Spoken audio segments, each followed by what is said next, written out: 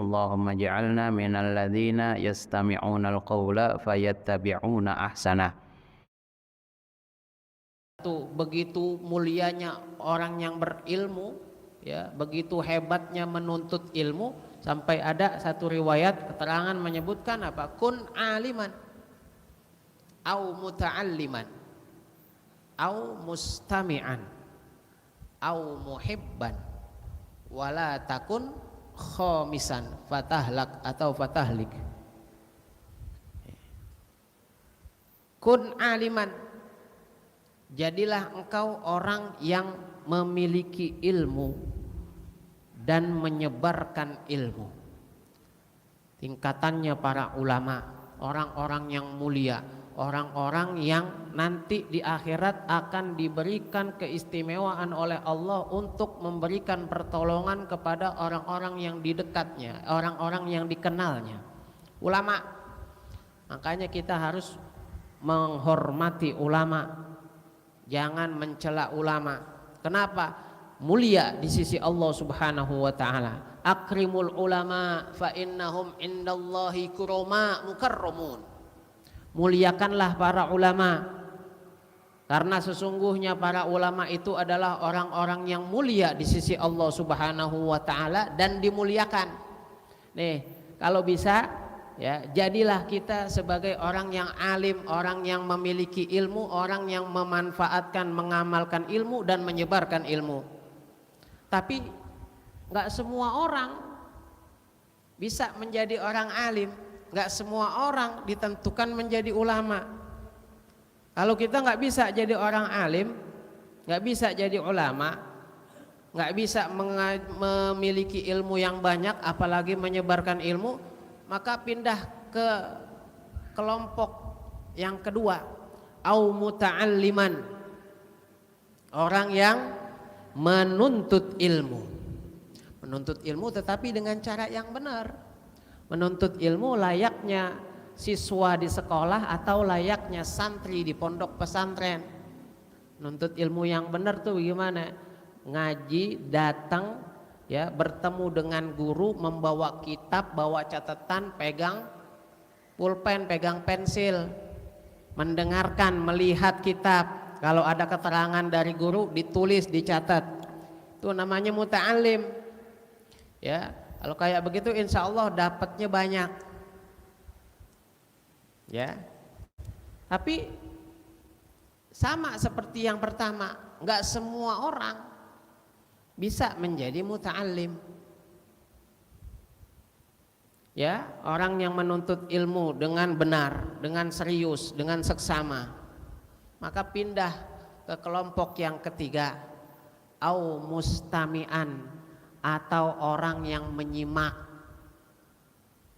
Ya, dia mau jadi muta'alim nggak bisa karena satu dan lain hal.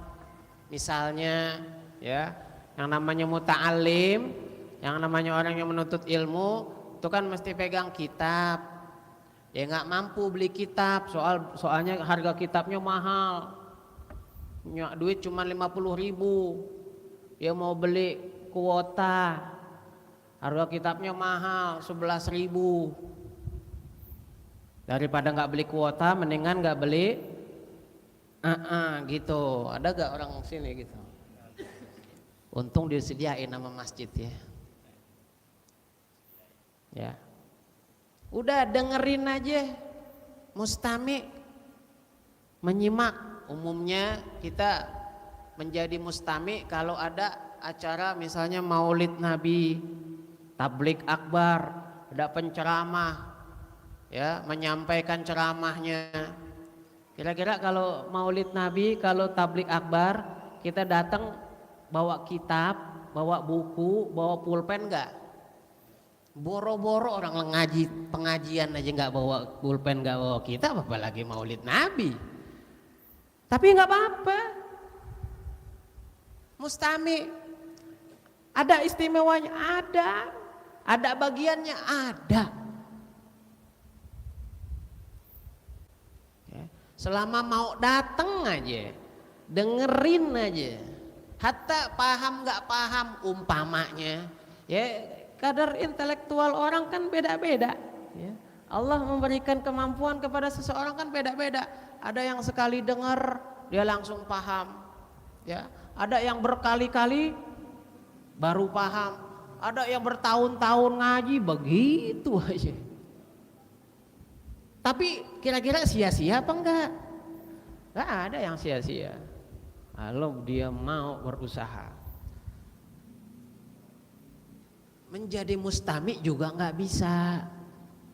Katakanlah misalnya mau datang ke Masjid Raudhatul Falah ikut pengajian, udah nggak mampu, udah nggak bisa jalan, udah nggak kuat badannya. Atau misalnya dia punya kesibukan yang nggak bisa ditinggalkan sehingga nggak sempet datang ke majelis taklim, ke masjid musola yang di dalamnya ada pengajian. Gak bisa jadi mustami, bagaimana? Nah, jadi yang keempat, au muhibban, jadilah orang yang cinta kepada ilmu, cinta kepada orang alim, cinta kepada orang yang menuntut ilmu. Contohnya bagaimana? Ya, orang udah tua, gak kuat ke masjid, ke musola, ke majelis taklim, ya. Dia punya anak, dia punya cucu, disuruhin tuh anaknya, tong, neng, no, masjid ada pengajian, datang sono. Gue udah nggak kuat datang, lu aja deh yang datang. Kenapa? Karena cinta sama majelis taklim, sama ilmu, sama ulama. Atau dia nggak sempat datang ke majelis taklim, tapi dia punya kekuatan finansial, misalnya dia tahu, oh di Masjid Raudhatul Falah ada pengajian, ada majelis taklim, ya, gua nggak bisa datang, udah dah, gua kasih aja makanan, kasihan, sedekah buat orang yang sedang menuntut ilmu, kirim air, kirim makanan, nggak bisa kirim air, kirim makanan, kirim duitnya aja. Kenapa? Cinta sama ilmu, cinta sama ulama, cinta sama majelis taklim.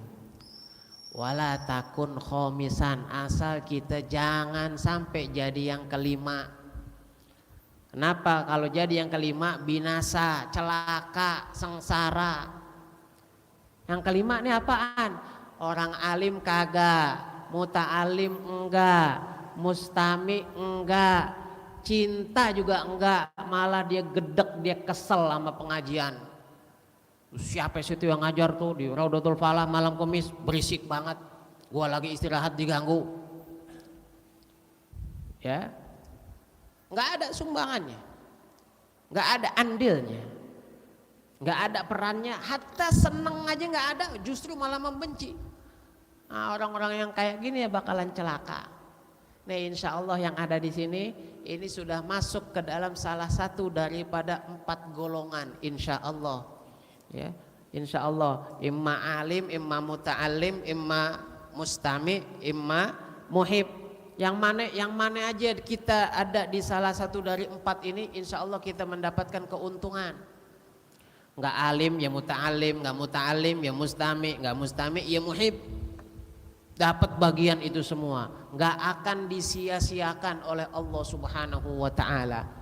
Niat kita menuntut ilmu untuk menambah pengetahuan di dalam masalah agama, memperbaiki ibadah kita kepada Allah Subhanahu wa Ta'ala, mempertebal keyakinan dan keimanan kepada Allah Subhanahu wa Ta'ala, menjadi orang-orang yang lebih baik lagi di sisi Allah Subhanahu wa Ta'ala. Sambil kita memohon kepada Allah Subhanahu wa Ta'ala, mudah-mudahan kita diberikan oleh Allah niat yang ikhlas di dalam menuntut ilmu, dan kita minta kepada Allah Ta'ala agar kita mendapatkan ilmu yang bermanfaat, yang akan membawa kebaikan untuk kita di dunia dan juga di akhirat nanti. Amin ya rabbal alamin. Lebih kurang ini saja yang bisa saya sampaikan. Mohon maaf. Wassalamualaikum warahmatullahi wabarakatuh.